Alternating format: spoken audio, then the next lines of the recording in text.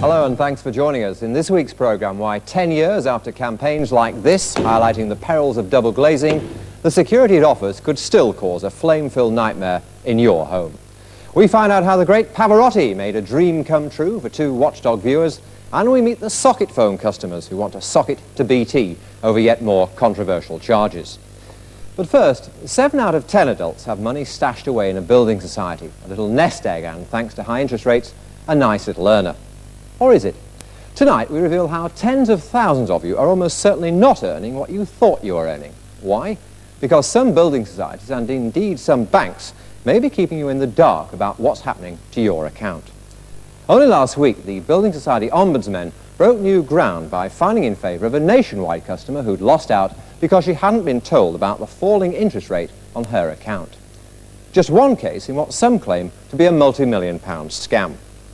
The issue was drawn to our attention by Doris Broadhurst from Birmingham, who's 90 years old and a customer of the Trustee Savings Bank. Doris has a place in history. Back in 1930, she was the first customer to join the Birmingham Municipal Bank, as it was then known. That's now been swallowed up by the TSB, who also deserve a place in history for offering the stingiest rate of interest in the entire UK.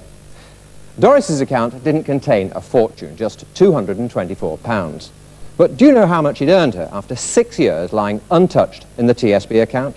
Well, I'll tell you, just £32. Or, to put it another way, she was getting interest of 1% gross.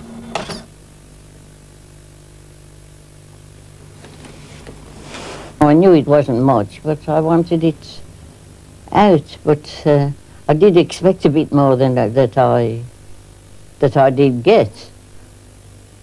And I thought I should have more interest, and I did say that, so that it would, well, I wanted it to help towards, shall I say, funeral expenses. And of course, when you're getting on in years, you have to think of these things, don't you? Mrs. Broadhurst is one of many in the same boat. MP Alex Carlisle, the trade and industry spokesman for the Liberal Democrats, reckons that banks and building societies are depriving their customers of £700 million a year in what he calls a racket, whereby they introduce new accounts and then cut the interest rates on the old ones without properly informing their customers. It's a staggering figure, but one that the Butterfields from Hemel Hempstead find easy to believe. 3 years ago, Beryl Butterfield popped into her local branch of the Woolwich Building Society and opened a guaranteed premium share account, at that stage offering a high competitive rate of interest. She thought it would stay the highest earning account. She was wrong. In 1990, the Woolwich introduced much more attractive ones. However, it wasn't until a year later that Beryl found out about them, and by that time, she'd lost £700 worth of interest.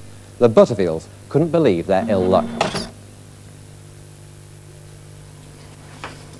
I thought she'd made a mistake in her maths, because it seemed such a large amount for such a short period of time.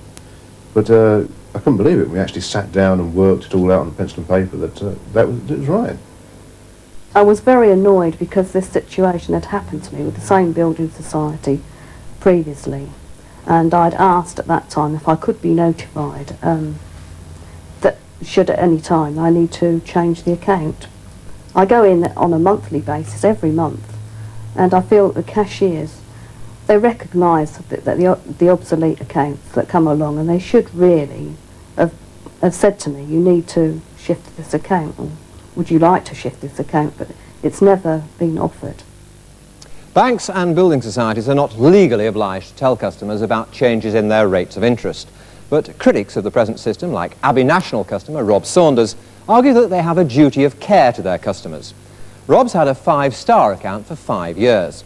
Last year he discovered, quite by chance again, that the Abbey's new Instant Saver account was giving a higher rate of interest.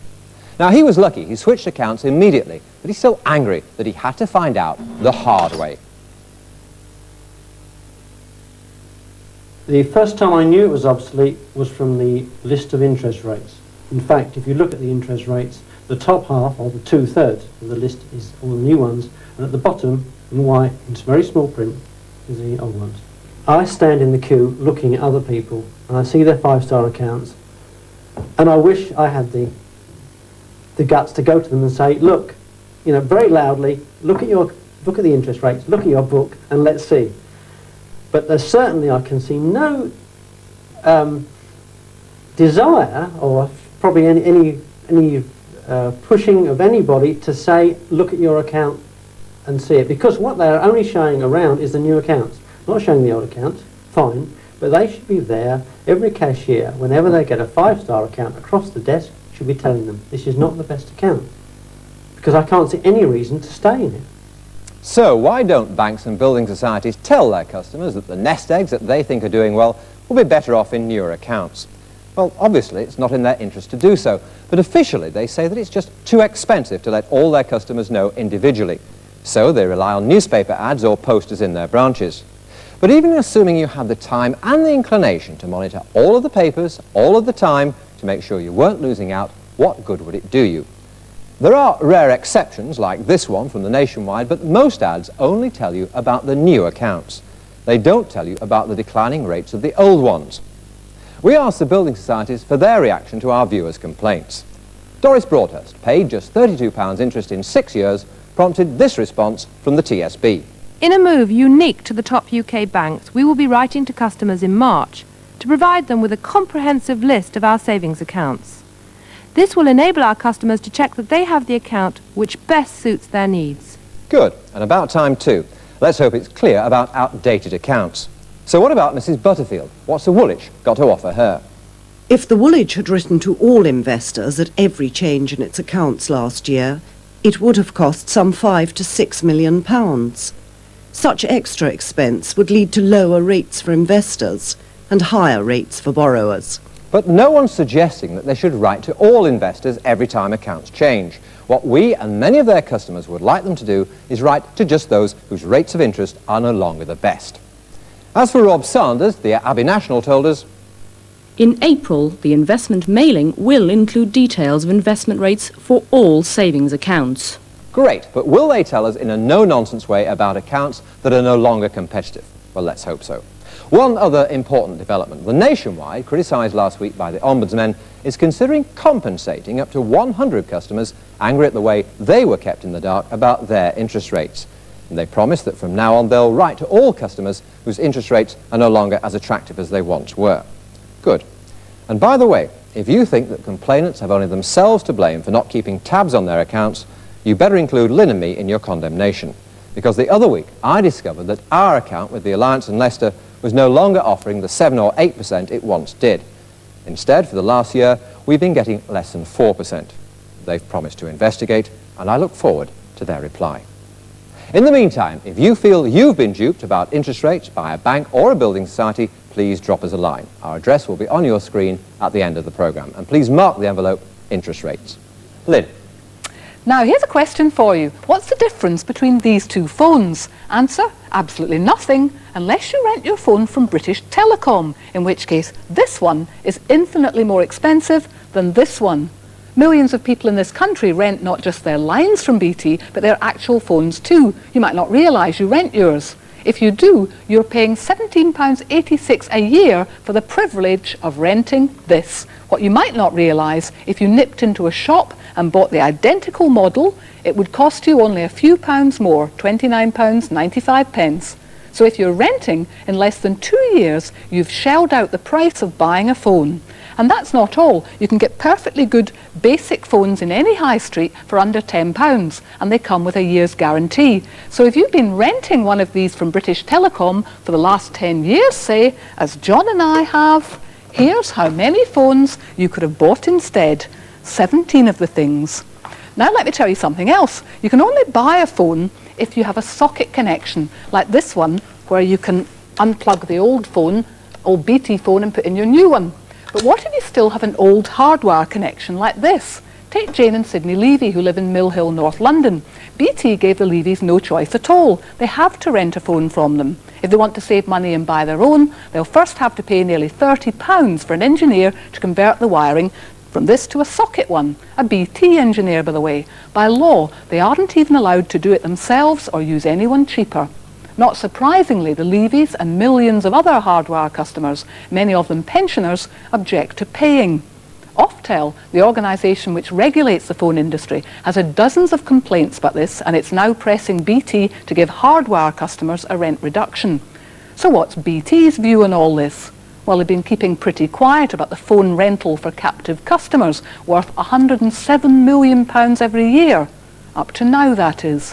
When we asked them this week how they could justify charging such a high rent to customers like the Levys, who have no choice but to rent, BT conceded that these customers got a pretty poor deal. They told us they were fully sympathetic and they are actively discussing it with Oftel at this very moment. I can predict that in a few weeks' time there'll be a little announcement from BT that people with hardwire phones will get a large reduction in their rent.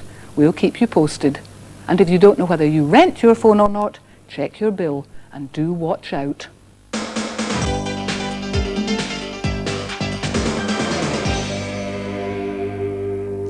This is the idyllic image of double glazing. Looks warm and comforting, doesn't it? It's what most people dream about when they install replacement windows.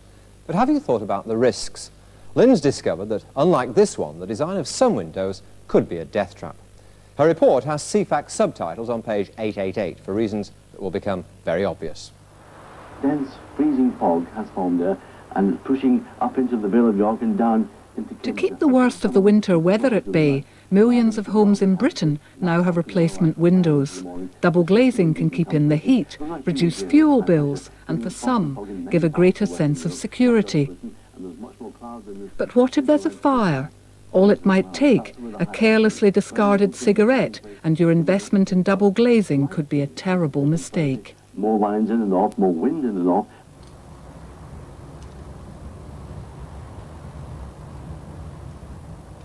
Victor Koss is deaf.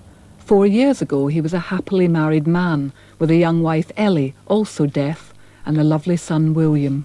Then the family installed double glazing. Within weeks, Ellie and William were dead, killed in a fire which consumed their home. Victor will always be haunted by that terrible night. He discovered the fire late at night when he got home from working at the deaf centre. I got out of the car, and when I went to open the front door, the handle was hot. I opened it, and the heat just pushed me away. All I could think of was my wife and son upstairs asleep.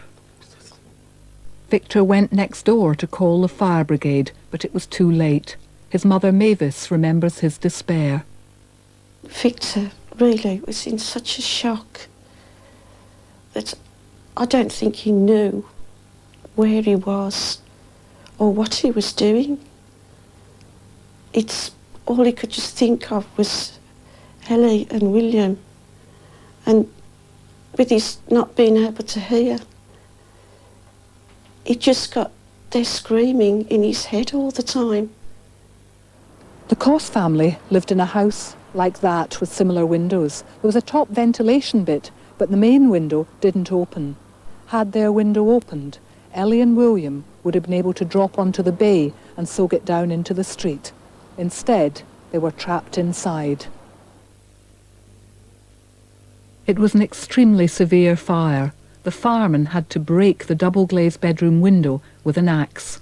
When they did get in, Ellie was found overcome by smoke on top of the bed. Little William unconscious in his cot. It's thought that Ellie tried to break the double glazing, but couldn't. I was angry about that. I never thought about it. If the window could have been opened, they'd still be alive. William died in hospital the next day. He had inhaled too much smoke and his body was severely burned. Ellie lived for another month, but never regained consciousness.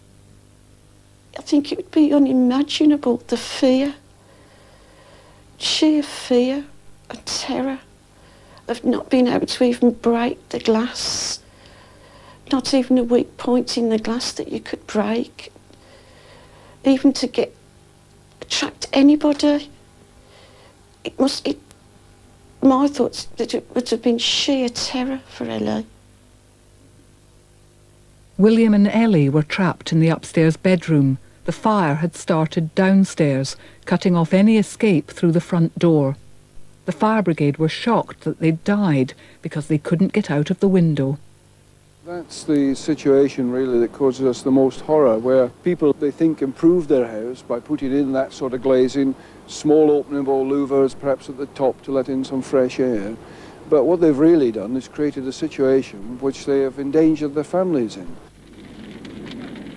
Once a fire starts, you have just 2 or 3 minutes to get out. Most people get out of their front door. It's the best and easiest means of escape. But if you can't get out that way because the fire had spread and the stairs are on fire, the window is your next best escape route. But if you've installed double glazing which won't open, you could find your family trapped. We know of several deaths over the last few years because people were unable to break sealed windows.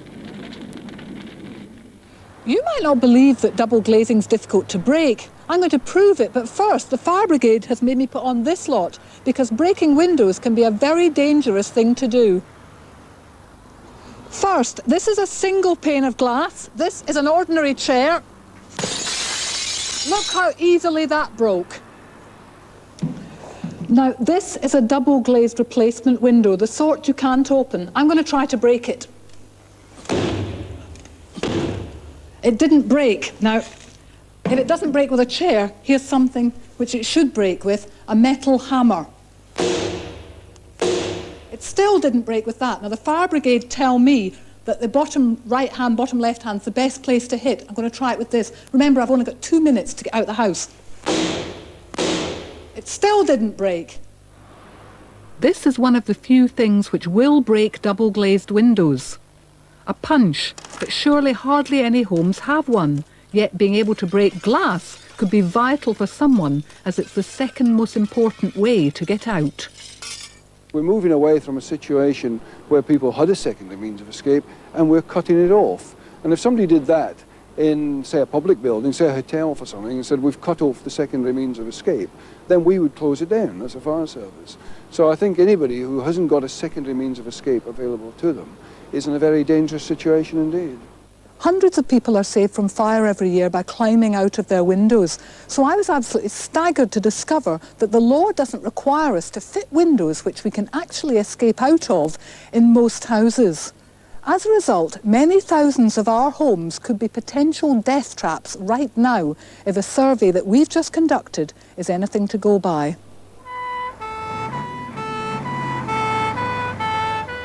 Watchdog researchers went to dozens of Birmingham homes. We talked to 50 families with replacement windows which looked as if they didn't open. Over half had no opening upstairs at all. Most of those families hadn't thought about how they would get out if there was a fire, and nearly a third of them thought the double glazing would be easy to break. They have only got this very limited time to get out of fire. So they are potential death traps.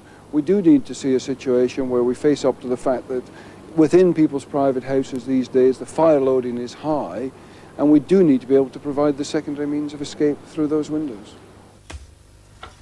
The trade association of the glazing industry, the Glass and Glazing Federation, says companies should warn the public of the dangers as part of their code of practice.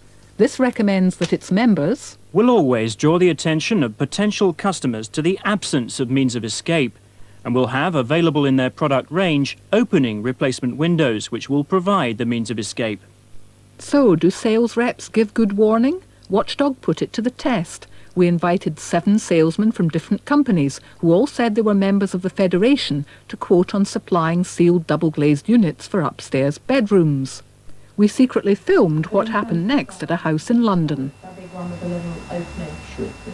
The first sales rep gave no warnings at all of a potential fire risk. You would have completely... The second brought a window with him and sold it on security and ventilation, but no warning of how impossible it would be as a means of escape.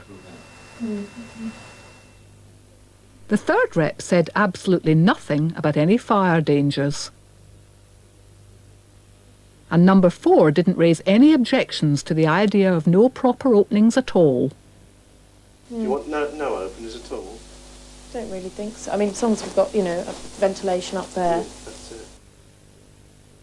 At last, full marks. Sales rep number 5 thought warnings were important. We want as big a window as possible. How did we get out of the fire? Because you didn't smash it. No, really, they're hard to smash. Because they're all on a cushion, you see. Yeah. So, Well, maybe we ought to think about that. really you should. Number 6 was also frank about fire risks and the need for openings.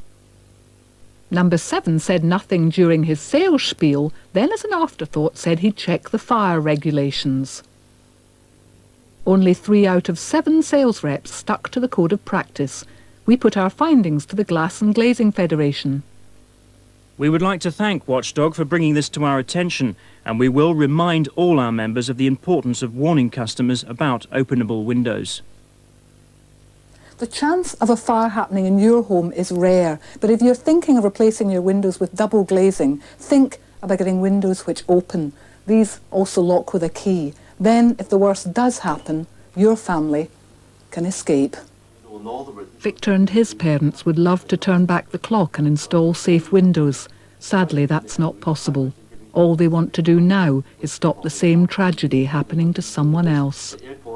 If it hadn't happened to us, you'd have thought it's just like ordinary windows. You don't realise how tough the glass is, and you get them done, and you think that you're all right. But dancing up in other areas during the night to the south and west. Our thanks to Victor and his parents for helping us make this programme. It was very brave of them. We've asked John Lee to sign for us because we'll have some important advice in a moment. Remember, fires are rare, yet just last week a family narrowly escaped with their life from this house in Birmingham. 2 little boys were trapped in this upstairs bedroom. The windows double glazed and they couldn't escape. The rest of the family got into this room, the only upstairs window which opens, and escaped out of this back window by climbing down the curtain you can see there on the ground. They were slightly injured, but they were unable to reach the boys. Thank goodness the fire brigade only took 2.5 minutes to arrive, because they smashed in the front window with axes and rescued the boys, whose room was rapidly filling with thick smoke. Minutes later, the children would have been dead. The fire happened at tea time. If it had been the middle of the night, the family might all have died because they didn't have a smoke alarm. If you haven't got one of these, do buy one. They cost from around £4 to 20 or more for ones with a light. Unfortunately, deaf people can't use an ordinary smoke detector. This one here has been specially developed. This one here has been specially developed with the help of the Royal National Institute for the Deaf, but it and other alarms for the deaf cost around £80. Now they work, I'll just show you how, with this fake smoke. They work by strobe lighting and by vibrating pads that you carry around with you. That excellent for the deaf. Now, I've been absolutely appalled to discover how hard double glazing is to break. Apparently, it's the cushion of air here between the panes which stops it breaking. The best we can suggest to break it is this, a centre punch costing around £2.50 from stores like Halford's. But if you've any other ideas, we'd love to hear from you. In case a fire ever happens to you, plan how you and your family will get out of the house. You can get free advice from your local fire prevention officer, and next week we'll have more information on exactly what you need to do. One last point. Ellie and William Coss died in October 1987, the very month that new safety laws came in. They say companies which don't supply us with goods which are reasonably safe are breaking the law. Surely windows which you can't open in a fire aren't reasonably safe. Yet this is a tragic loophole in the law. Non-opening windows aren't covered. Incidentally, all 4 companies whose sales reps we secretly recorded, who didn't warn us about fire risks, say that customers would have been warned at a later stage. We do hope so. If you've had your house double glazed with upstairs windows which do not open and you weren't warned of the dangers in a fire, please write to us. Your experiences could help us get the law changed. And if you'd like a fact sheet with our advice on fire safety, please send us a stamped addressed envelope.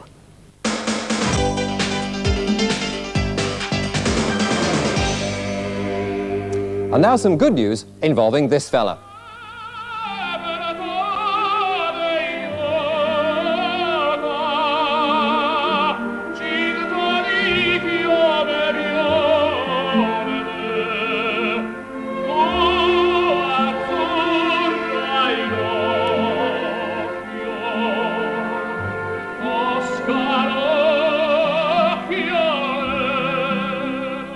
Remember the story of the Pavarotti fans who booked trips to see the great man in concert in Europe, only to discover that the packages were either third-rate or never even got off the ground?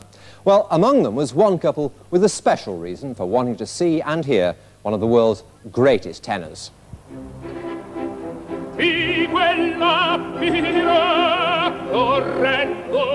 For Hazel and Richard Macpherson from Aberdeen, the voice of the great Luciano Pavarotti is a constant joy. They vowed that one day they'd see him perform live, and for Hazel, time's running out. It was important to me to get an experience like this before I go totally deaf, which will happen. You know, but it was important. The Macphersons shelled out £1,200 to see Pavarotti in Seville last May. 8 days before they were due to leave, the travel agents, Concert Tours Limited of Cheltenham in Gloucestershire, said the concert had been cancelled. That was a lie. It went ahead, and to prove it, here's a picture of Pavarotti performing in Seville that very night. Proven as liars, Concert Tours Limited rubbed salt into sore wounds by refusing to refund the Macphersons the £1,200. The Macphersons had given up hope of seeing either Pavarotti or their money back when, and all credit to them, the News of the World newspaper stepped in. Having seen their plight on Watchdog, the paper flew the Macphersons to Dublin as VIP guests at an operatic concert to mark the end of Dublin's year as European City of Culture. A chauffeur-driven limo was laid on and champagne sent to them before being whisked to prime seats at the Point Theatre, where they saw, well, who else? The great man himself. Indeed, not only did the Macphersons see Pavarotti, they actually met him backstage. It was a dream come true. And back home in Aberdeen, more good news. Their credit card company refunded the money they'd shelled out for the trip that never was. As for concert tours, well, they're still advertising trips to big concerts, and according to your letters, these are just a few of them, they're still letting people down. They're also calling themselves Jonathan Makin's Musical Breaks and Opera Breaks, using the phone number and address of Concert Tours director Nicholas Pritchard. Trading Standards officers have just completed an investigation into the activities of Concert Tours Limited, and a report is expected within the next few weeks. If you are an aggrieved customer, stay tuned. We'll let you know the verdict. And finally, remember our campaign last year to get these fitted at the factory, moulded on plugs? At the moment, we're the only country in the Western world which allows our shops to sell goods in this state. Well, the Minister for Consumer Affairs has told us he's delighted with our campaign. Indeed, Watchdog's evidence is going to be discussed in the House of Commons on Wednesday. The Minister says he's going to change the law soon, making it illegal for shops and manufacturers to supply electrical goods without plugs already on them. And that's it for this week. Don't forget, if you've got a problem, our address and phone number will be on your screen in just a moment. We can't reply to all your letters, but believe me, they do all get read. Until the same time next week, goodbye. Goodbye.